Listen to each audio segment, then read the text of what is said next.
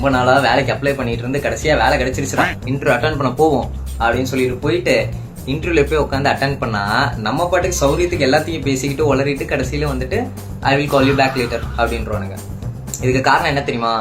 இதை அப்படி மூடிடணும். அங்க நம்ம பாட்டுக்கு இப்படி தளர்ந்துருந்தோம்னு வைங்க, அவ்வளவுதான், அவனே அடிச்சு வெளியே துரத்திடுவானுங்க. இன்டர்வியூ அட்டன் பண்ணும்போது இந்த ஒரு 3 விஷயத்த மட்டும் எப்பயுமே மறந்துடாதீங்க. முதல் விஷயம், இன்டர்வியூ அட்டன் பண்ணும்போது ஹேண்ட் ஷேக் கொடுக்குற பத்தியா, அப்போ ஒரு மாதிரி பதட்டப்பட்டுக்கிட்டு தொட்டு தொடலாம இப்படி டைட்டா பிடிக்கும், அப்படி ரொம்ப ஓவர் திங்க் பண்ணிட்டு நீ கையெல்லாம் கொடுத்துன்னு வச்சுக்கோ, கண்டுபிடிச்சுடா நீ பதட்டப்படுறேன். சரியா? அதனால இந்த ஒரு விஷயத்த முதல்ல பண்ணவே பண்ணாது. 2வது விஷயம், செல்ஃப் இன்ட்ரடக்ஷன் கொடுக்கும்போது உன்னை பத்தி பேசுறது விட்டுட்டு உங்க அம்மா அப்பாவை பத்தி பேசுறது, உங்க அக்கா எங்க வேலை செய்யறாங்க, அவுட் ஆஃப் த ஸ்டேஷன்லாம் பேசிட்டு இருக்காது. சரியா?